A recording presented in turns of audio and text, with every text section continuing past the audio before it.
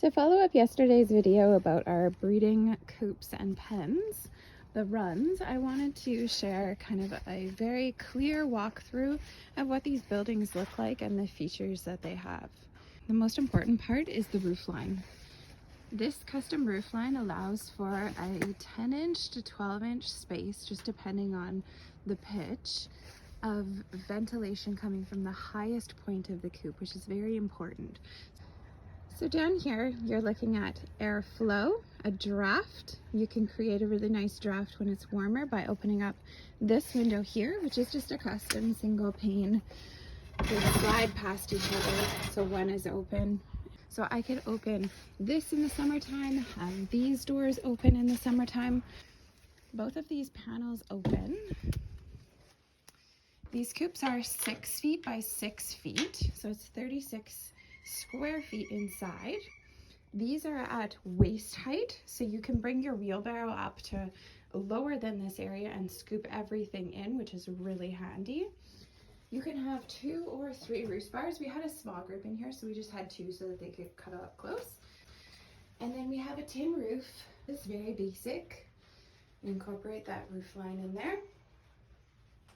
And then everything has been painted. We tried to seal as many of the cracks as we can on most of the buildings, but it didn't get done on this building. But that helps to keep the parasite load down because you give them nowhere to hide. And then we've got a plywood floor, as you can see. That's their little pop door, which is a 12-inch by 12-inch space. These are those 2 shutters. So one closes in first. We've got a little locking system in the floor, and then this one goes over top. Here's a view of the little pop door and ramp. So here you're lifting it up every morning. Under here is that sand dust bathing area that just needs to be amended on a regular basis. There's the ventilation up from the top there. All of the runs are netted. This space here is 10 feet across, and then we've got 20 feet long. And as you can see, it's all netted off. And then we have each one attached. So it starts with the first one up top here on the terrace, and then we go down following the slope. So each building is identical.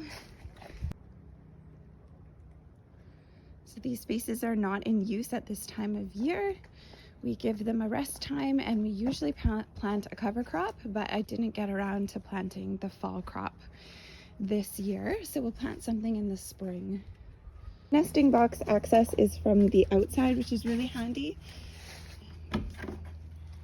And it is all one nest box. We didn't notice our hens to be bothered by it at all, but you could easily add individual dividers, say every 12 inches or so. These gates are honestly one of my favorite parts just because of the charm that they provide with their arched top. To zoom out a little bit, this area is tucked into our forested part of the property. So on a rotating basis, we do open up each individual run door and allow the birds access to our 1-acre forested area. This is a view from the back here, so you can see how all 3 are in succession. They're kind of just following the slope of the land here. And this is the area that they have to forage, but they have access to this whole area every other day or so. Because we have our birds in a relatively restricted space while they're breeding, we do try to do this during the warmest and driest parts of the year. We're in the Pacific Northwest, so that is a very short window, but often from the end of April through until August is a nice time for breeding. August can get a bit warm, so even if you stop in July, we provide them with alfalfa bales while they are in this confined space and while they work through what should be cover crops, but it goes quickly.